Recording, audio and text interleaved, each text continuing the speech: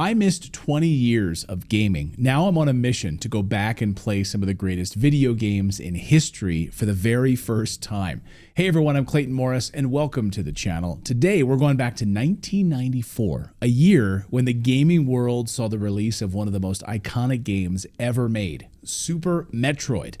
That's 24 megs worth of weapons, worlds, and weirdos old killers up against Nintendo's biggest game ever. You know, but for me, that year was all about the Sega Genesis. I never had a Super Nintendo. Nobody in my neighborhood had a Super Nintendo. We'd gone from the NES straight to the Sega Genesis, and the SNES just wasn't on our radar for some reason. It was really bizarre. I wonder if you can relate to that in your neighborhood.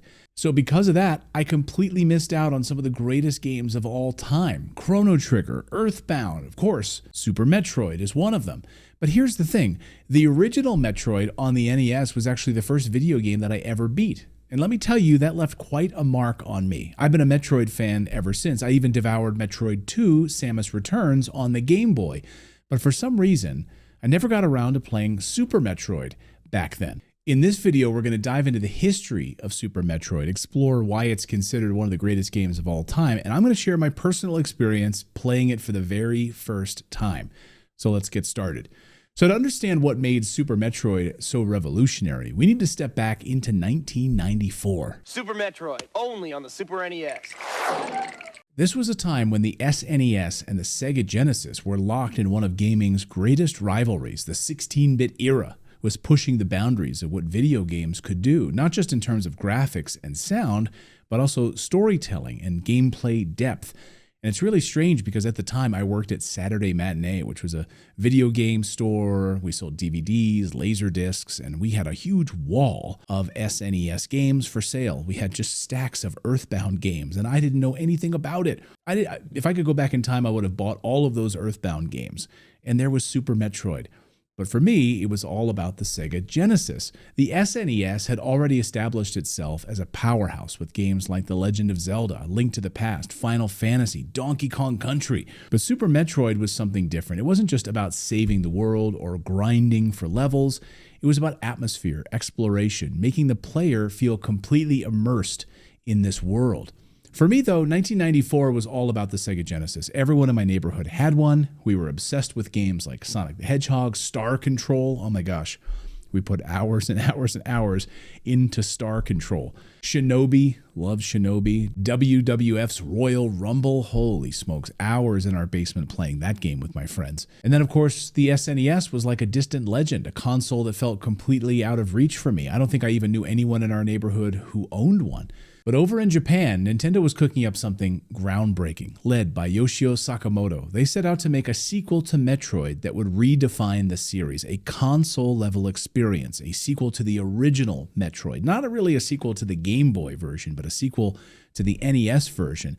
They wanted to create a cinematic experience, one where the player felt completely alone in an alien world. And I have to say, they absolutely nailed it. You feel isolated and alone, just surrounded by enemies. The world of Zebes wasn't just a collection of levels, it was a living, breathing environment. Every level was designed to feel distinct, from the eerie depths of Brinstar to the fiery pits of Norfair. And the music, the music. It wasn't just background noise, it was a critical part of this atmosphere, making this entire planet feel like it's alive, sort of pulling players into the isolation of space.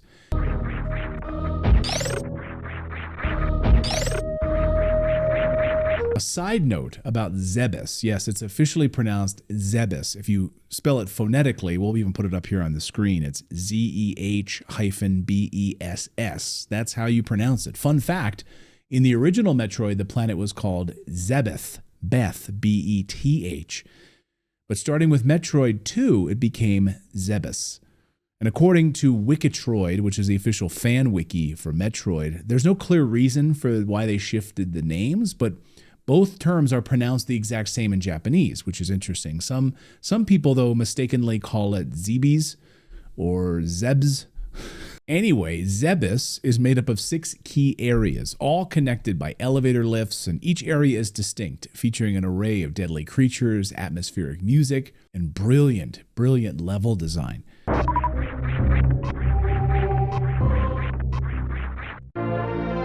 So sorry for that side note, but I did want to get that in there because people often criticize the way people say Samus. Some people say Samus. Others say Samus, which is how I say it. Others say Zebes, Zebeth. Anyway, just had to put that in there. So now here's what makes this so fascinating for me. The original Metroid on the NES was the first video game that I ever beat. I was probably 10 years old at the time, and I'll never forget the thrill of defeating Mother Brain and watching Samus escape the exploding planet. But looking back at the time, that game wasn't perfect. It was brutally difficult. The controls were clunky, and there was no in-game map, so you had to figure it all out on your own. And that's exactly what I did. I used to draw my own maps on paper, trying to keep track of where I'd been, what I'd missed. I was obsessed. I even had this Nintendo guidebook that came with my NES, and it included a few maps for Metroid, but not all of them. I carried this thing everywhere, literally to elementary school. You can see how tattered it is. This is my original copy. Whenever I had a free moment, I'd pull it out. I'd study the maps like I was preparing for a big test. It might sound crazy, but as a kid, I felt like I was unlocking secrets to another world. I loved this Nintendo guidebook. So that's what made Metroid so special to me. It wasn't just a game, it was an adventure. So revisiting this series with Super Metroid, it honestly felt like reconnecting with an old friend, especially right when that opening music hits.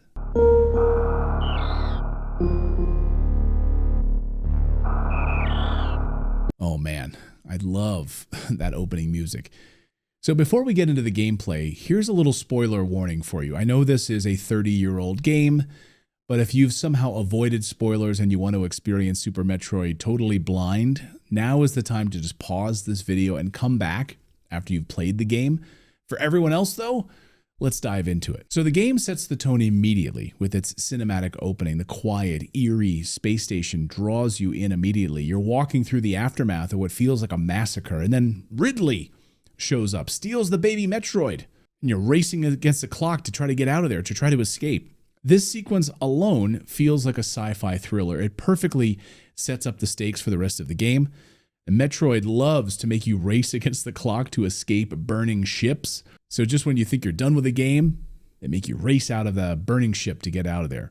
Now, once you land on Zebes, the world feels alive and hostile. Everywhere you go, you're confronted with enemies that are more than just obstacles. They feel like they're part of the ecosystem, like they belong in that biome, you know? One of the most memorable for me is the Key Hunter. These flying insect-like creatures are relentless. They're placed just in the right spot to make your life miserable as you try to jump across a platform. You also encounter things like the space pirates, which require, you to perfectly time your attacks. And then, of course, you have the Rippers, the creepy Ripper drones that just float through the corridors, making navigation nearly impossible until you get like the ice beam and you can pause them, you can freeze them, and then jump on them for a few seconds anyway. What I loved is how the enemies in Super Metroid don't just feel like random bad guys. They're carefully placed to test you in specific ways, whether it's the way they're positioned or how they force you to use certain abilities or a diagonal attack. Every encounter feels intentional to me. It's one of those small details that adds immersion into this game. They're not just thrown into a level for padding.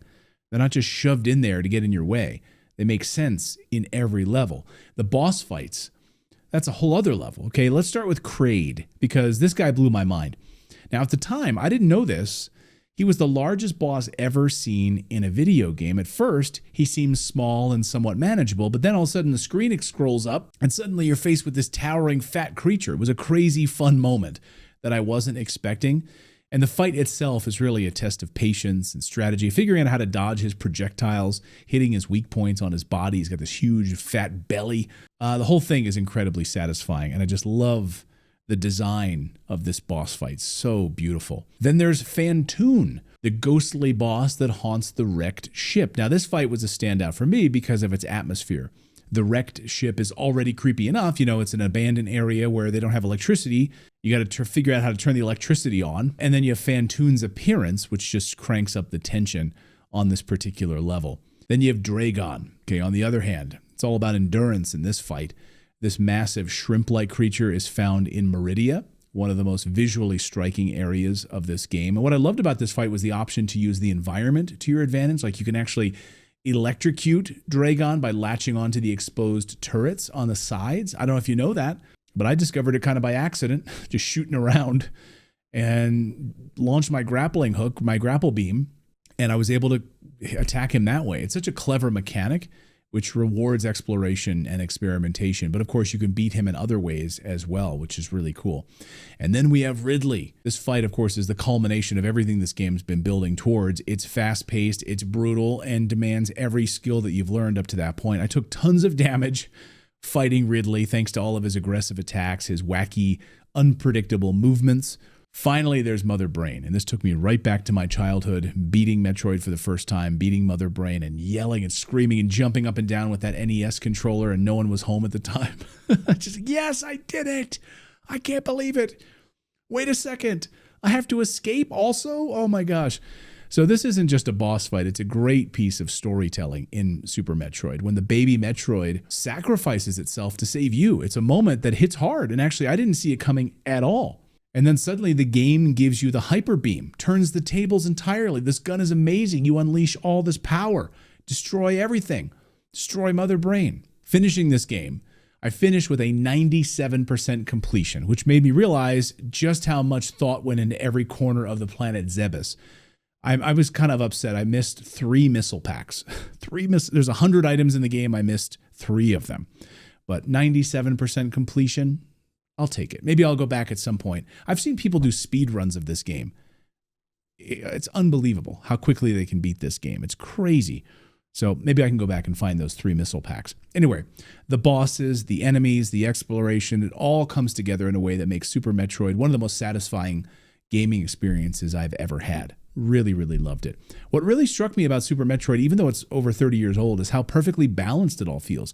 You know, you feel isolated on this planet, but you feel like empowered as you pick up upgraded weapons and Various Suit and Morph Ball and missile packs and the Power Bomb. The enemies are all challenging, but they're fair. They're not overly ridiculous.